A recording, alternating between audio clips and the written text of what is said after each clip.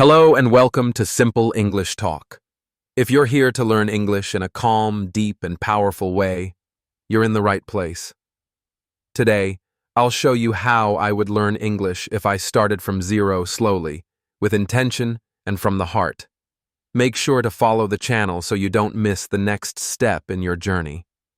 Let's begin. If I had to start again, I wouldn't speak first. If I had to start again, I wouldn't speak first. I wouldn't open a grammar book. I wouldn't write down rules or memorize vocabulary lists. No, I would do something far more natural. I would sit and listen just like a child does. Because before we speak, we hear.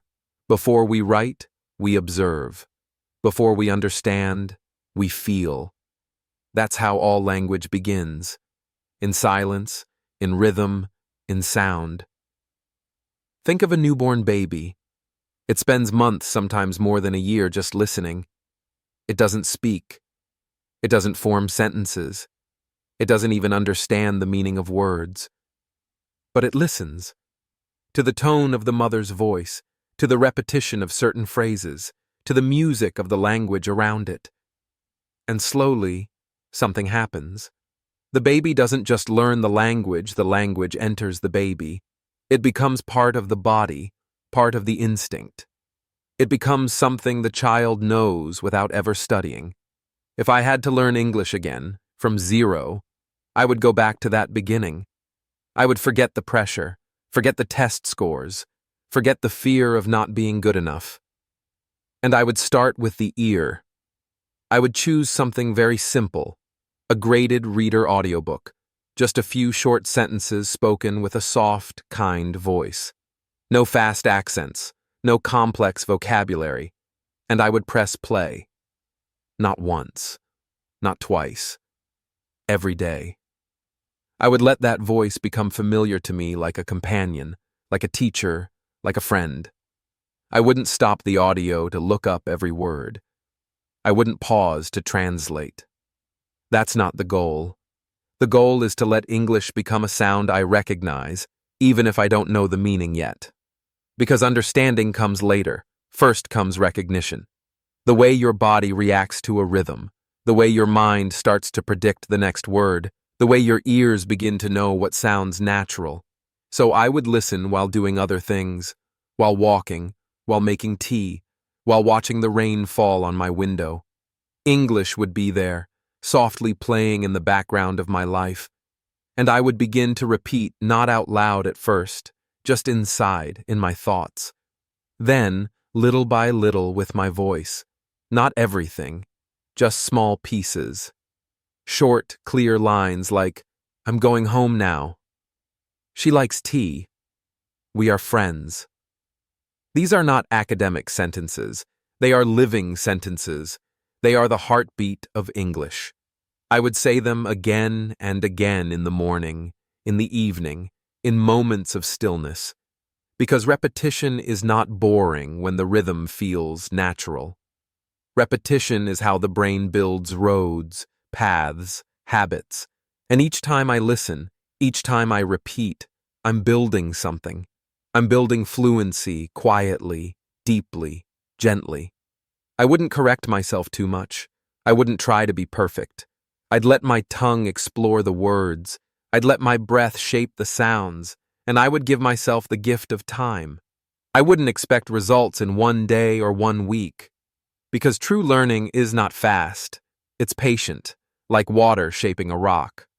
I'd return to the same graded reader audiobook every day, not because I want to move fast, but because every time I hear the same sentence, it becomes easier, clearer, warmer. I'd begin to notice things I didn't hear before, the way the speaker says going, the soft T in want to, the way the voice rises at the end of a question. These are the things that cannot be taught in a textbook. They can only be absorbed. And I would trust that process. English would not be something I study. It would become something I live with, a presence, an energy. A quiet friend walking beside me every day. And slowly, without force, without pressure, without fear, the words would come to life in my mouth, in my memory, in my feelings. Because in the beginning, the smartest thing I could do was not speak. It's to listen deeply, again and again, until the language begins to speak back, not with translations, but with connection, with rhythm, with trust, with something real. Here's something you must understand. You're not failing because you're not smart. You're not failing because you're too old, too slow, or too tired. You might be failing because you're trying too hard. You're pushing, rushing, demanding results.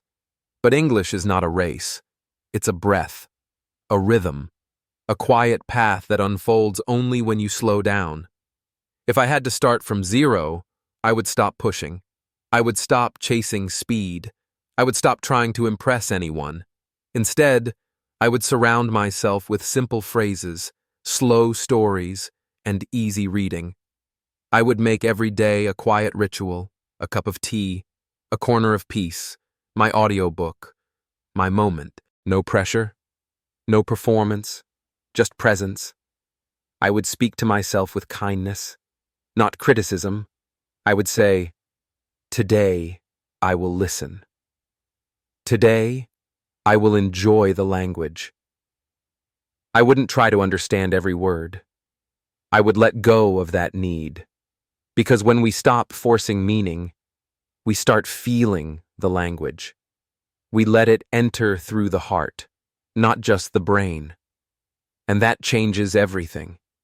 English is not only learned with the mind, it's absorbed through experience, through emotion, through the soul. And when you treat English as a friend, not an exam, not a monster, not a mountain, it begins to respond. It opens to you. So instead of studying harder, I would breathe deeper. Instead of memorizing more, I would listen longer. I would stop judging my mistakes and start trusting my process. Every sentence I hear becomes part of me. Every repetition builds a layer. Every calm moment I give to the language becomes a seed. And over time, those seeds grow into understanding, not because I forced it, but because I allowed it. Once my ears were ready, once the rhythm of English felt familiar, I would begin to read. But I wouldn't read silently.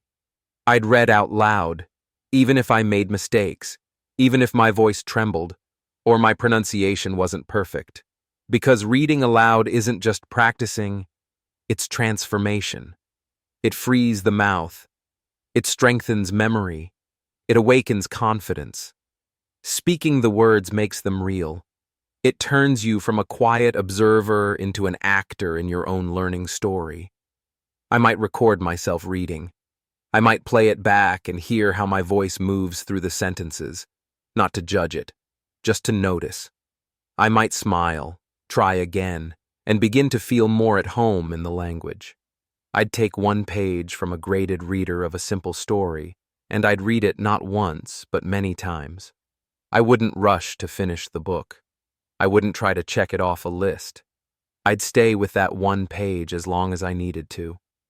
Because deep learning doesn't come from finishing fast. It comes from sinking into the words. I'd choose a story that meant something to me. Maybe a small adventure. Maybe a friendship. Maybe a story about someone who feels lost but slowly finds their way. And every day, I'd return to that story. To the same page. To the same sentences, with passion, with calm, with trust, because slow is powerful. When we repeat something slowly and with care, we create new paths in the brain. We build strength. We turn English from a stranger into a friend. Repetition isn't just memorization, it's transformation. Each reading would feel different. On the first day, the sentence might feel strange. On the 5th day, it might feel familiar. On the 10th, it might feel like mine. And that's what I'd want, not just to understand English, but to feel it as my own. Not because I read everything in the world, but because I read one page deeply, and I read it aloud. Then I would write. But not the way school taught me. I wouldn't worry about long essays, complicated vocabulary, or perfect grammar. No, I would begin with something much smaller, something more human. I'd take a sentence from the book I was reading. For example, she goes to the market every Sunday, and I'd change it. I'd make it mine. I go to the cafe every Friday. Then I'd try another variation. My brother goes to the gym every morning. I wouldn't copy or translate from my native language. I would think in English, just one sentence at a time. This is how I'd begin to build the bridge between language and life. I'd play with patterns, with sounds, with the music of sentence structure. It wouldn't feel like a test. It would feel like building something simple and beautiful with my own hands. I'd write what I know, what I see, what I feel, even small things. The sun is shining today. I'm tired, but I'm learning. This tea is warm, and I like it. Each sentence would become a mirror reflecting who I am in this new language. And one day, when I felt ready, I'd write a little more, maybe 5 sentences, a paragraph, a memory, a small chapter of my life. Nothing dramatic or poetic, just real, honest, simple. Because language is not just about communication, it's about the truth. And writing is the moment when your voice becomes visible. On the page, in the world, in English. By writing, I'd learn not just to understand the language of others, but to express my own. Not perfectly, not always clearly, but with heart, with effort, with increasing ease. And maybe, over time, I would begin to see that this language is not something foreign anymore. It's becoming part of my identity. A new tool, a new voice, a new version of me, built one sentence at a time. Because learning a language is not only about understanding others, it's about learning to tell your own story, with new words, new rhythms, and maybe even a new kind of courage. One day, I'd walk into a quiet cafe. Maybe the smell of coffee would be in the air. Maybe soft music would be playing. I wouldn't plan for this moment. It would just happen, like most important things do. I'd see a tourist standing near the counter, looking lost, holding a map in his hands. His eyes would scan the room, searching for help, for direction, for understanding. And I'd pause, just for a second. A small breath in my chest. Then something inside me would whisper, "Say something." And I would. "Can I help you?" I'd ask gently. He'd look at me, surprised and grateful. A smile would appear. "Yes, please. Thank you," he'd say. And in that exact moment, everything would change. Because it wouldn't feel like I was using English. It would feel like I was being myself in English, not forced, not memorized.